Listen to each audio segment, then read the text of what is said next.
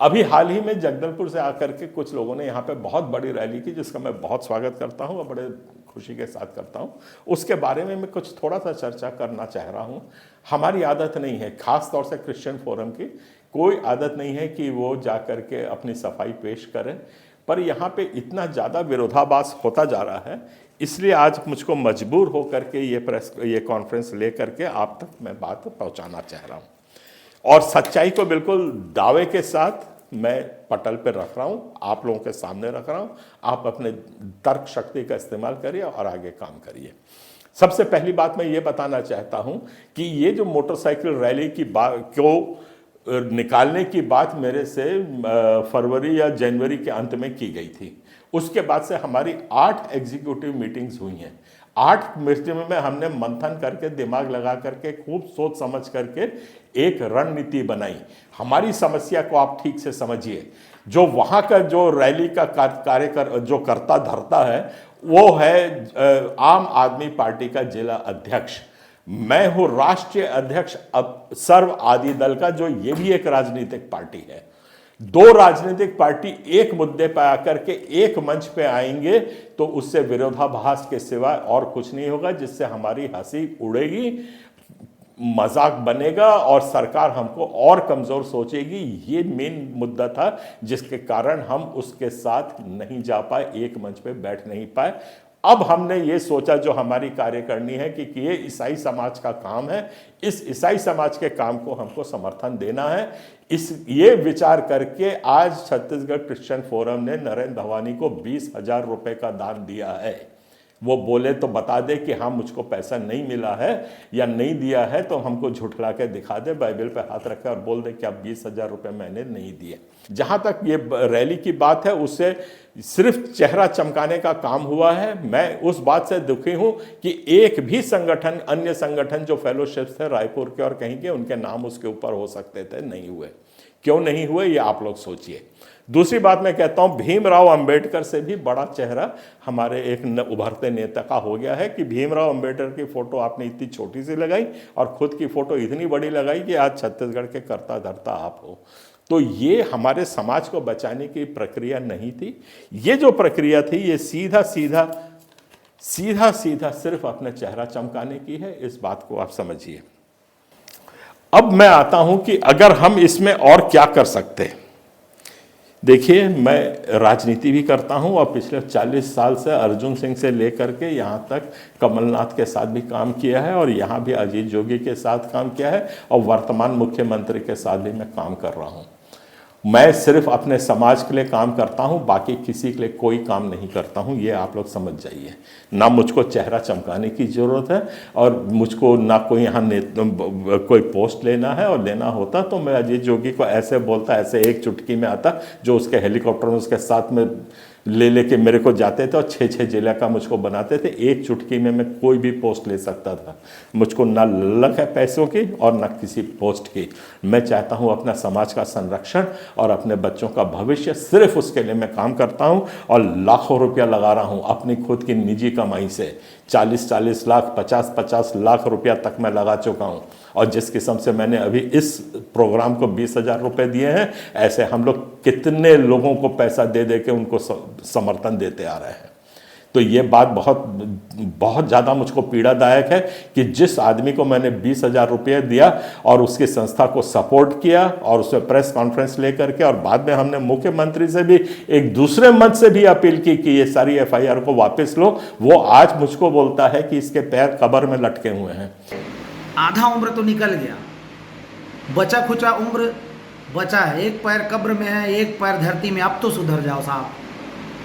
नाम ले लूँगा, बेइज्जती हो जाएगा, कोई मतलब नहीं। सुधर जाइए। कम से कम आपके जो बाल पकड़े हैं ना, उसका अनुभव हमको दे दीजिए। जितना जो डरा रहे हैं ना लोगों को कि तुम्हारा FIR हो गया, इनका नाम गिना रहे हो और अब तुम देखोगे जाओगे। अरे कब से तो डरा के तो आपका समाज चल रहा है यहाँ पे। ये छोटा मोटा FIR हमारा कुछ नहीं कर लेगा, वैसे ही 13 केस मेरा तो चल रहा है। अगर ऐसे आप लोगों का व्यवहार है तो आप लोग अपने पास रहिए और आप लोगों को जितना काम करना है आप लोग करिए। और बीच में जब मैंने आगाह करने की कोशिश करी पादरियों को कि देखिए ये बैरिकेड तोड़ने से काम नहीं चलेगा, इसमें आप अपने आप को खतरे में डाल रहे हो। तो खड़े हो गए सब के सब यहाँ पे मजाक उड़ा रहे हैं, बात कर रहे हैं कि नहीं हम लोग तो बैरिकेड तोड़ेंगे। अरे पंजाब के सरदारों को हजारों की संख्या में मर गए, वो लोग बैरिकेड तो रोज तोड़ रहे हैं, उनकी बात सुनवाई हो गई क्या? कौन सा उनको स्थान दिया? और एंड में आप लोग क्या करते हो? जाकर के ज्ञापन दे के आ जाते हो। आपकी नेतागिरी कम, नेतागिरी खत्म, लोगों का काम मरने वाले मरते रहे, ज्ञापन 5 साल से छोड़ते आ रहे हो, और उसके बाद भी आज भिलाई के चर्च बंद हो रहे हैं।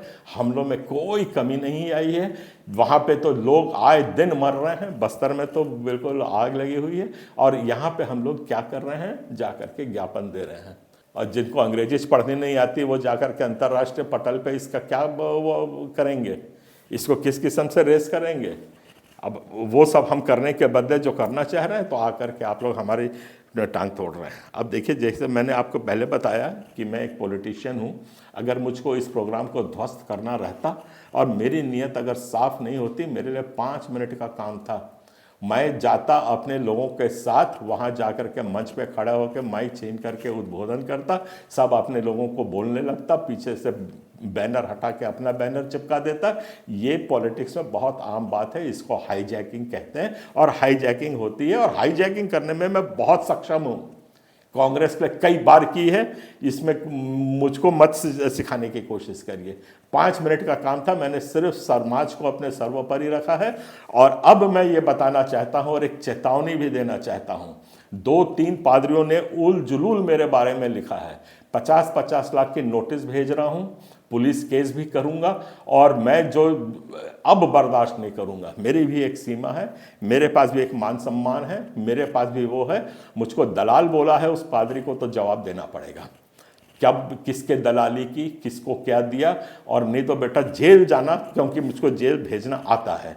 जब मैं 17 बजरंग दल के लोगों को जेल भेज सकता हूं, तो आप लोग एक चुटकी भर का काम हो तो अभी भी मैं चेत जाऊं। किसी के ऊपर झूठा आरोप बगैर किसी बात को समझे, आपको हमसे लड़ाई लड़नी है, फोरम से लड़नी, खूब लड़िए, आ जाइए। मैं बाहर की लड़ाई बंद कर देता हूँ, आप ही लोगों को निपटाने में लग जाता हूँ।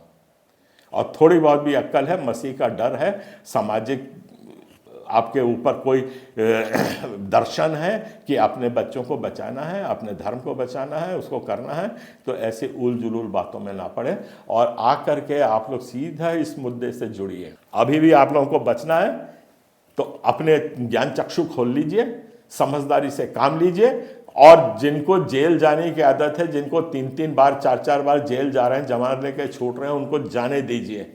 आप पवित्र लोग हो, कम से कम अपनी पवित्रता तो बरकरार रखिए। जेल जाना चाहते हैं, बिल्कुल जाइए। जगदलपुर में भी अच्छी बड़ी जेल है, वहां भी बिल्कुल आराम से भिजवा देंगे आपको। बैरिकेड खूब तोड़िए, यहाँ पे पुलिस का सामना करिए, देखिए, सुन लीजिए, समझ लीजिए, पुलिस से बड़ा गुंडा कोई नहीं है। पुलिस को चैलेंज करने की कोई हिमाकत हमारा समाज ना करे। आज आप बचे हुए हैं, आप सांस ले रहे हैं तो सिर्फ पुलिस के बल पे लेते हो, और अभी इतने भयंकर कानून बन गए हैं, पुलिस की ताकत को आप जान नहीं रहे हो, और पुलिस ही आपको बचाने आती है। आप दौड़कर थाने जाते हो, 112 लगाते हो, नहीं तो क्या औकात है आपकी? बैरिकेड तोड़ते हो, आप तोड़ के दिखाओ, किसको क्या कर लोगे? तो ये पुलिस का सामना करना छोड़ दीजिए। पुलिस जो कुछ करती है, जो बोलती है, उसका हुक्म हमको पालन करना पड़ेगा। आपको हुक्म उसने बोला है, नहीं करना है तो नहीं करना है, उसके 50 विकल्प है। कोर्ट है, हाई कोर्ट है, सुप्रीम कोर्ट, जहां हम सब लड़ते हैं। बड़ी बड़ी एप्लीकेशंस को हमने वहां पे ध्वस्त किया है। उस तरीके से ये लड़ाई लड़ोगे आप लोग तो साथ आइए, और आप लोगों को बैरिकेड तोड़ना है, वहां जाके मुख्यमंत्री के अगेंस्ट आप लोगों को एफआईआर लिखवानी है तो लिखवाइए, खामियाजा भुगतने के लिए भी तैयार रहिए। फोरम इस किस्म की छिछली हरकत में नहीं बढ़ता है। हम बुद्धिजीवी लोग हैं, बुद्धिजीवी के तरीके से ही सोच समझ के साथ किसी समस्या का सामना करते हैं, और परमेश्वर का इतना फजल रहा है कि आज तक हर बात पे हमको सफलता मिली है। मैं गिनाने लग जाऊंगा तो अभी घंटों निकल जाएंगे क्या क्या किया हमने। और किसी में इतना दम है कि 50-60 लाख 70 लाख रुपए लगा सकता है, 1-1 करोड़ लगा सकता है, तो आए सामने लगाए। आप लोग 10 रुपए नहीं निकलते हैं, 1000 रुपए नहीं निकलते हैं। जिसको देखिए बस विरोधी विरोध, विरोधी विरोध, आप मेरे बारे उल्टी सीधी बात, तो ये अब मैं बर्दाश्त नहीं करूंगा।